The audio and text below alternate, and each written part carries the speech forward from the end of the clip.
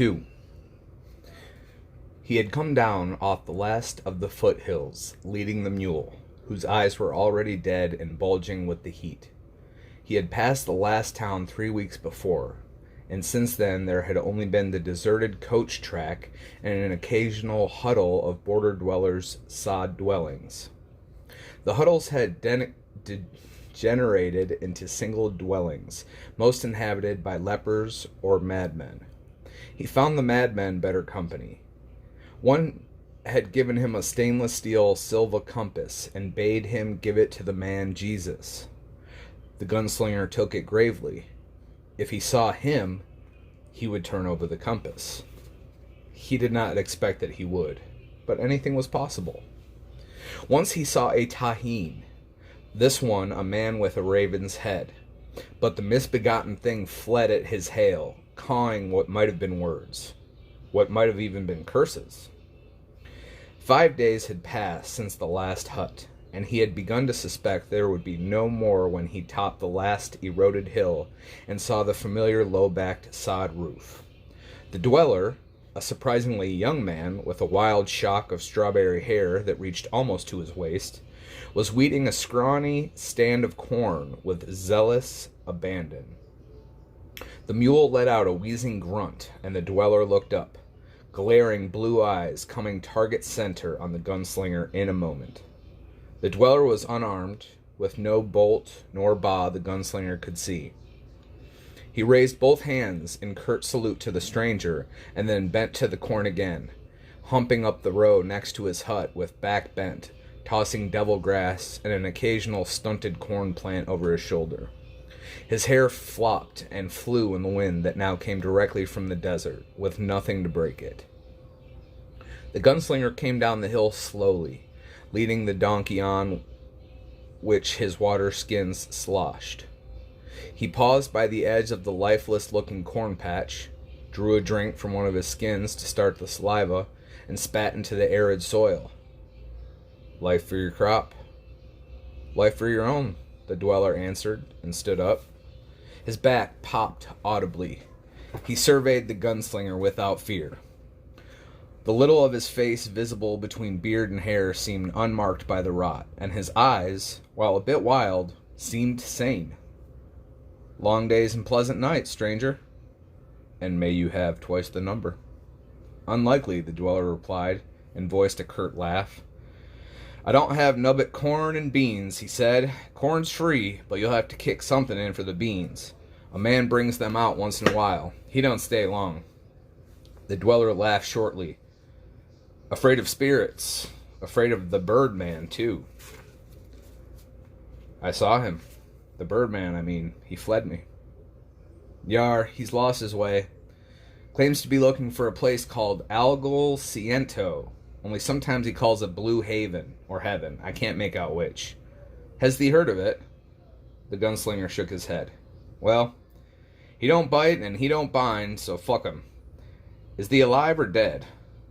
"Alive," the gunslinger said. "You speak as the Manny do."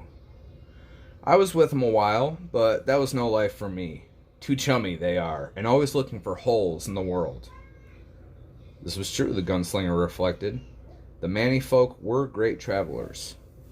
The two of them looked at each other in silence for a moment, and then the dweller put out his hand. "Brown is my name." The gunslinger shook and gave his own name. As he did so, a scrawny raven croaked from the low peak of the sod roof.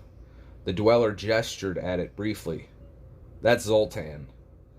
At the sound of its name, the raven croaked again and flew across to Brown. It landed on the dweller's head and roosted, talons firmly twined in the wild thatch of hair. "Screw you!" Zoltan croaked brightly.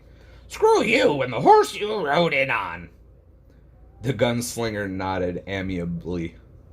"Beans, beans, the musical fruit," the raven recited, inspired. "The more you eat, the more you toot." "You teach him that?" "That's all he wants to learn, I guess," Brown said. "Tried to teach him the Lord's Prayer once." His eyes traveled out beyond the hut for a moment, toward the gritty, featureless hardpan. "Guess this ain't Lord's Prayer country." "You're a gunslinger." That right? Yes. He hunkered down and brought out his makings. Zoltan launched himself from Brown's head and landed flittering on the gunslinger's shoulder. Thought your kind was gone. Then you see different, don't you? Did he come from Inworld? Long ago, the gunslinger agreed. Anything left there?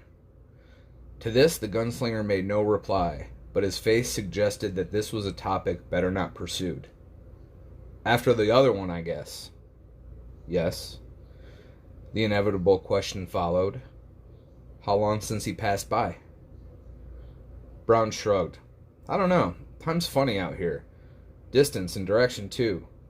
More than 2 weeks. Less than 2 months. The Bean Man's been twice since he passed. I'd guess 6 weeks. That's probably wrong. The more you eat, the more you toot, Zoltan said. Did he lay by? The gunslinger asked. Brown nodded. He stayed supper, same as you will, I guess. We passed the time. The gunslinger stood up, and the bird flew back to the roof, squawking. He felt an odd, trembling eagerness. What did he talk about?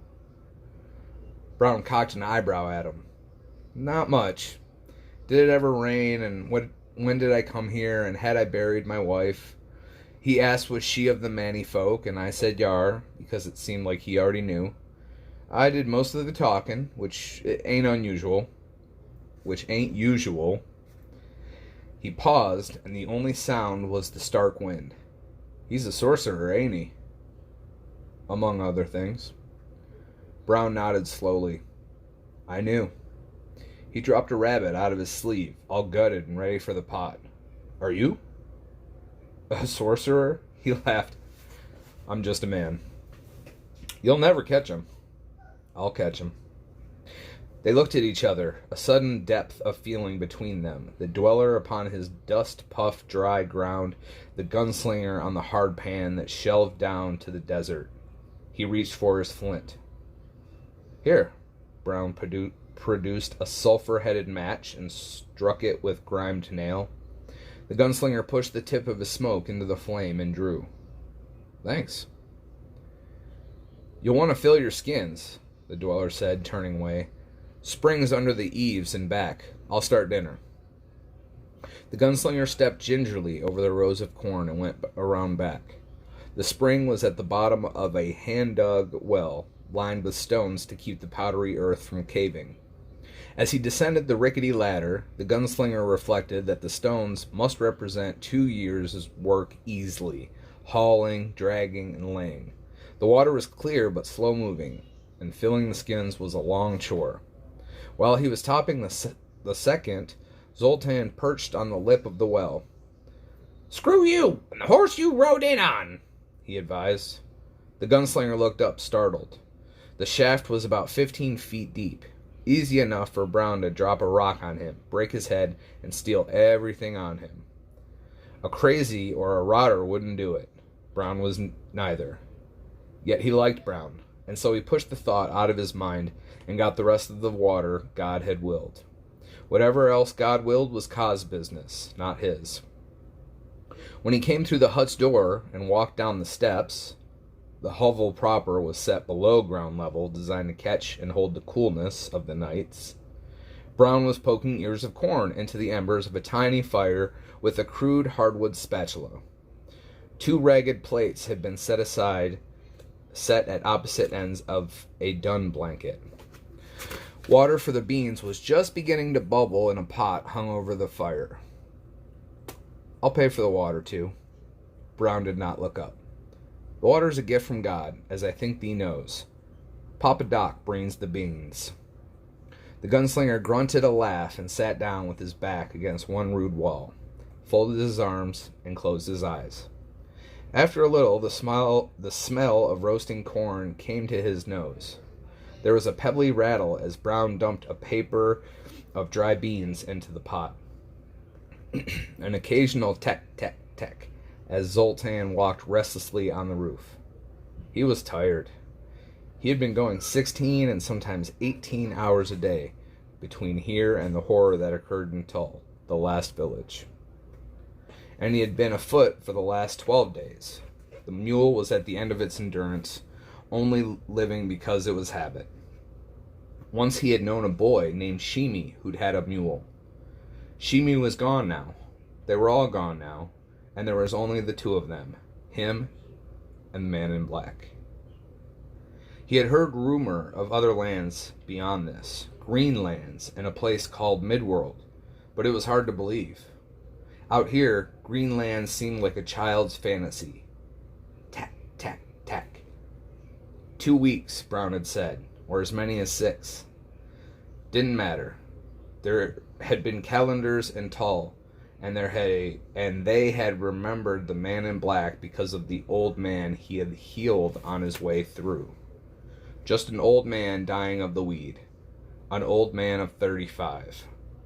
And if Brown was right, he had closed a good deal of distance on the man in black since then.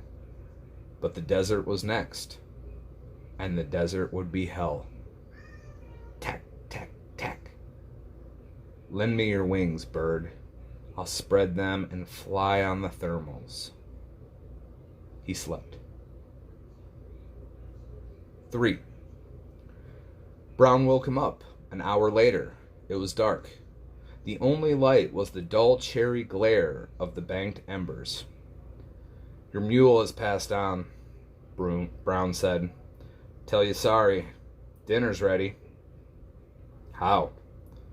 Brown shrugged. Roasted and boiled. How else? You picky? No, the mule. It just laid over, that's all. It looked like an old mule. And with a touch of apology, Zoltan ate his eyes. Oh, he might have expected it. All right. Brown surprised him again when they sat down to the blanket that served as a table by asking a brief blessing. Rain, health, expansion to the spirit. Do you believe in the afterlife? The gunslinger asked him as Brown dropped 3 ears of hot corn into his plate. Brown nodded. I think this is it.